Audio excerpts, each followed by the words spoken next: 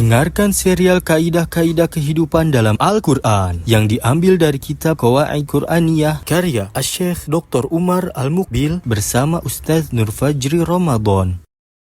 Bismillahirrahmanirrahim. Assalamualaikum warahmatullahi wabarakatuh.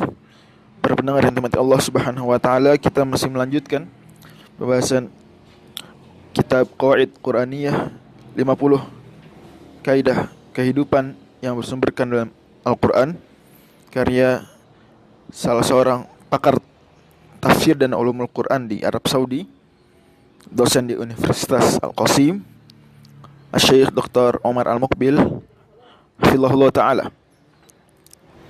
Dan mungkin pernah saya singgung di audio pertama bahwasanya kitab ini pernah dihadiahkan kepada saya untuk kemudian dibacakan kepada peserta-peserta daurah Al-Quran, daurah tahfidz yang waktu itu tahun 2013 saya sebagai ketua panitianya di Puncak.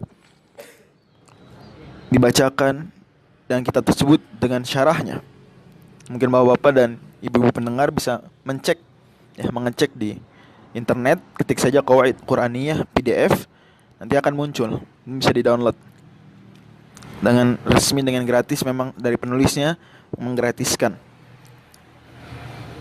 Dan tentu saja saya telah merasakan dahsyatnya buku ini, membuat kita kemudian mengingat kalimat-kalimat penting dalam Al-Quran yang sangat berpengaruh dalam kehidupan.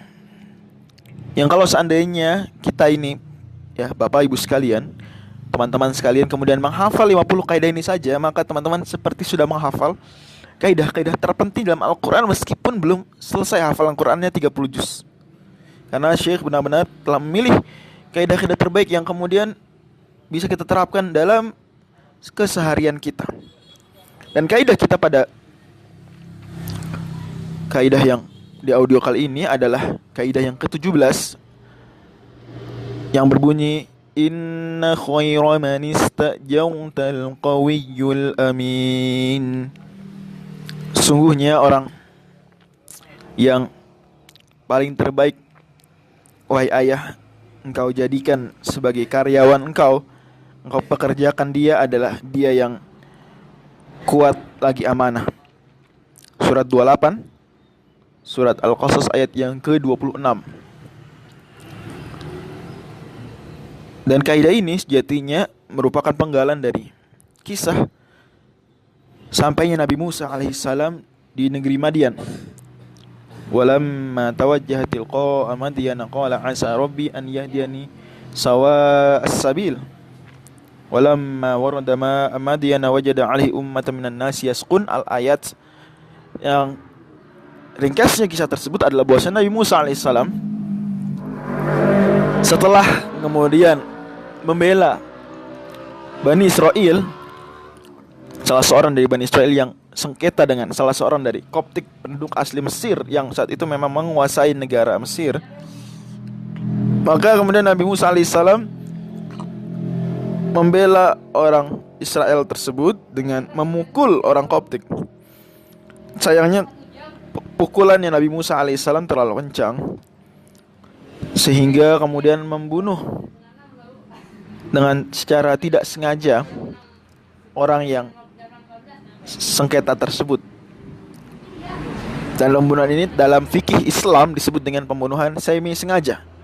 Pembunuhan semi sengaja atau pembunuhan mirip sengaja. Mengapa demikian? Karena pembunuhan syibhul amd ini atau amdu khata ini sejatinya dilakukan oleh orang yang berniat menyakiti, memang menargetkan korban, tetapi dengan alat atau dengan cara yang umumnya tidak membunuh, tetapi ternyata kemudian terbunuh.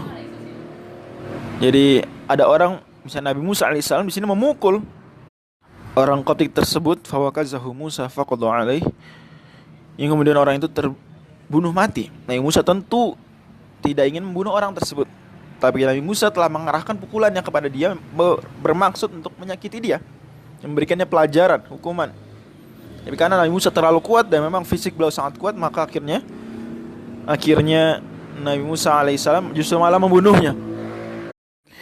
Yang kemudian beberapa waktu setelah peristiwa tersebut, orang Bani Israel ini membuat masalah lagi dengan orang Koptik, orang pribumi. Kemudian meminta tolong kepada Nabi Musa alaihissalam untuk membelanya sama seperti pembelaan beliau sebelumnya. Nabi Musa pun hendak melakukan hal yang sama, tapi diingatkan oleh calon korbannya ini. Menurut salah satu tafsiran, dia mengatakan kepada Nabi Musa, "Aturidu an taqtulani kama qatalta nafsan bil ams?"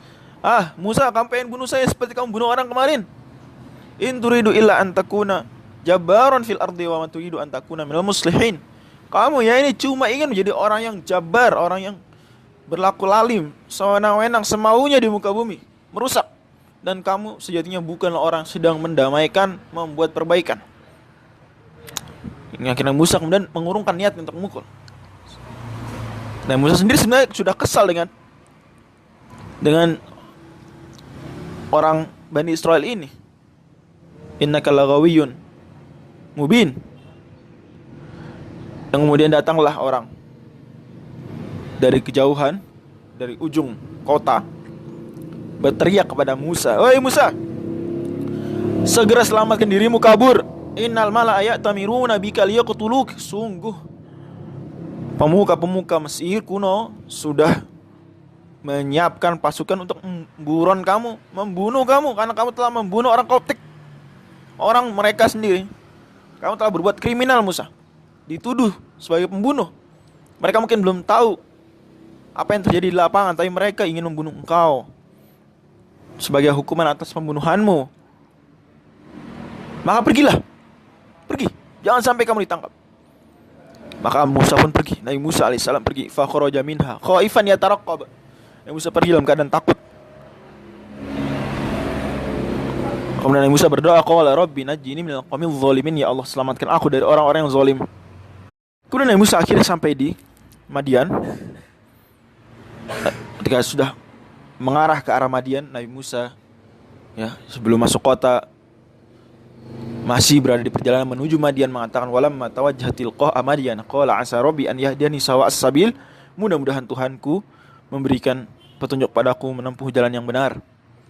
Ketika sudah tiba di Madian dan melihat ada sumur, orang-orang berkumpul di sana memberikan minum kepada hewan ternak mereka. Walamma warada ma'a Madyana wajada alaihi ummatan minan nasi yasqun. Maka Nabi Musa alaihissalam melihat ada orang-orang yang tadi sudah saya sebutkan memberikan minum kepada hewan ternak mereka.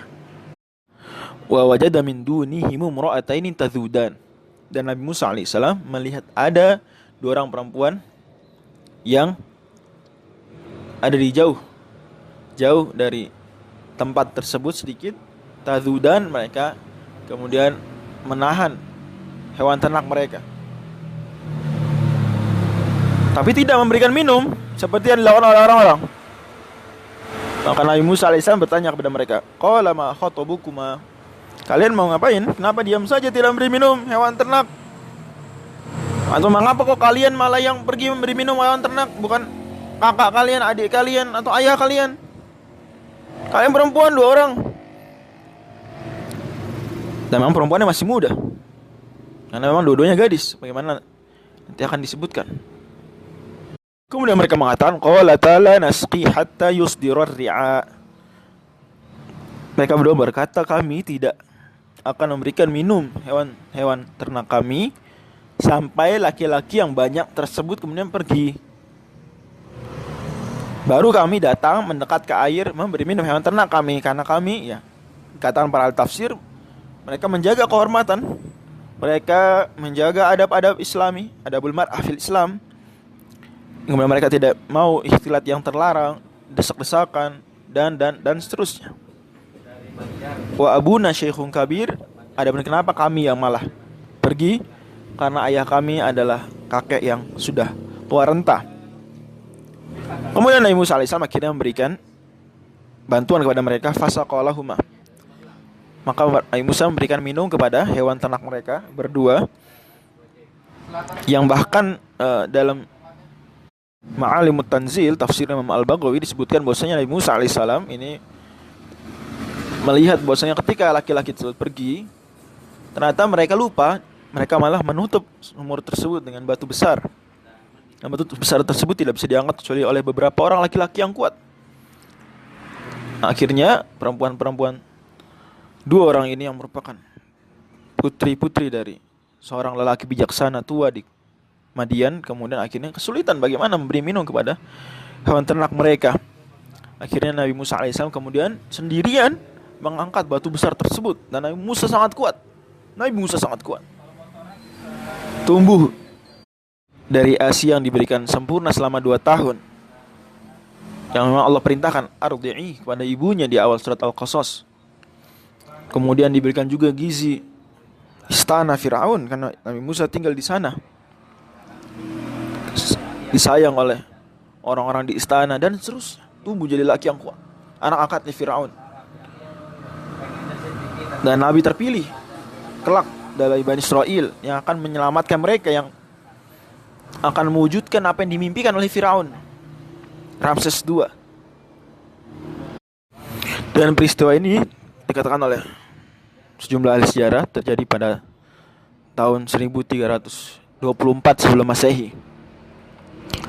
Pada pandangan Allah Subhanahu wa taala, Nabi Musa mengangkat batu besar tersebut sendirian dan memberi minum mereka, yakni hewan-hewan ternaknya. Tsumma tawalla ila dhilli faqala rabbi inni lima anzaltu ilayya min khairin fakir.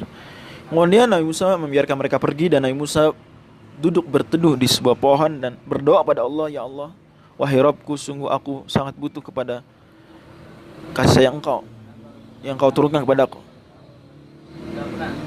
Kemudian akhirnya datang salah satu dari kedua wanita tadi untuk kemudian menemui Musa. Faja'athu ihdahuma tamshi 'ala istihya, yang dia berjalan dengan malu-malu. Qalat inna abi yad'uka liyajziyaka ajra ma saqaita lana.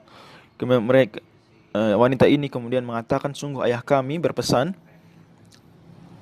untuk memanggil engkau, memberikan upah dan balasan kebaikan engkau karena telah memberikan bantuan, memberikan minum kepada hewan-hewan ternak kami. Kemudian berjalanlah mereka menemui ayah sang wanita, yang dalam tafsir Al-Baghawi dikisahkan bahwa Nabi Musa alaihissalam tadinya berjalan di belakang sang wanita karena wanita tersebutlah yang tahu jalan. Tapi Nabi Musa kemudian tahu hal ini tidak baik.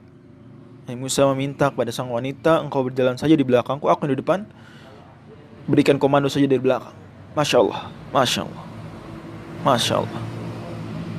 Kemudian akhirnya Allah Subhanahu wa ta'ala mengisahkan mereka sudah bertemu satu sama lain, Musa dengan ayah mereka, yang memang kebanyakan ahli tafsir mengatakan bahwasanya laki ini adalah Nabi Syuaib di Madian setelah sudah usai dakwahnya dengan penduduk Madian dan juga ashabul Aikah. Falamma ja'ahu wa qassa 'alaihi al-qasas qala la takhaf najauta minal qaumil zalimin. Engkau sudah selamat wahai Musa. Setelah Nabi Musa sudah mengisahkan hal tersebut, engkau sudah selamat. Ini sudah bukan wilayah kekuasaannya Firaun lagi. Kemudian berkatalah salah seorang di antara wanita, dua perempuan yang merupakan putri dari sang ayah ini, atau sebut saja Nabi Syuaib menurut pendapat kebanyakan ahli tafsir, mengatakan, wahai ayah kami, jadikanlah dia sebagai karyawan kita daripada kita yang pergi, kita yang bekerja. Ini ada orang kuat, amanah. Ya abati istajirhu, inna khaira man istajartal qawiyul amin. Kemudian dia, Masya Allah, membawakan kaidah berharga yang juga masuk dalam kaidah-kaidah HRD, kaidah-kaidah human resource, yaitu sungguh orang yang terbaik yang engkau rekrut adalah orang yang qawi, orang yang memiliki fisik yang kuat, orang yang kuat dalam skillnya, orang yang mampu kognitifnya qawi, amin, dan juga memiliki integritas, amanah. Dua hal yang harus ada dalam setiap pekerja. Harus kuat sesuai bidangnya. Dokter harus kuat dalam bidang kedokterannya, di spesialisasinya, jika memang dia dokter spesialis. Seorang akuntan harus kuat dalam ilmu akuntansinya. Seorang lawyer advokat harus kuat dalam kepakaran di bidang hukum. Dan seperti itu terus harus kuat. Tapi juga amin, tapi juga amanah, integritas.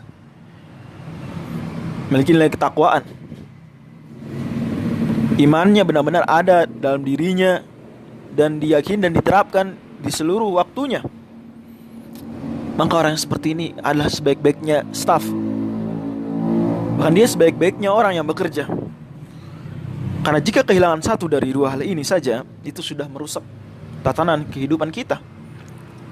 Jika seandainya yang ada hanyalah orang yang al-qawi, orang yang memiliki skill, memiliki kemampuan, jago ini, jago itu, pintar ini, pintar itu, tapi tidak jujur, tapi korup, tapi mengotak-atik, membuat manipulasi, rekayasa. Justru kepintarannya, kekuatannya justru malah disalahgunakan untuk hal-hal negatif, merusak bangsa, merusak perusahaan. Atau sebaliknya, al-amin, dia amanah, integritas, jujur, tapi nggak qawi, tapi dia tidak mampu. Dia diberikan jabatan sebagai akuntan, dia tidak bisa akuntansi. Dia diberikan tugas untuk kemudian memberikan bimbingan hukum, bantuan hukum, tapi dia tidak paham hukum. Dia diberikan tugas memimpin, tapi dia tidak punya kepemimpinan. Jiwa kepemimpinannya kecil, sedikit, atau nihil. Meskipun dia amin, tapi dia tidak qawi, sama saja, merusak juga. Dua orang yang merusak, yang qawi tidak amin, atau yang amin tapi tidak qawi. Yang kita inginkan adalah yang qawi juga dan juga amin.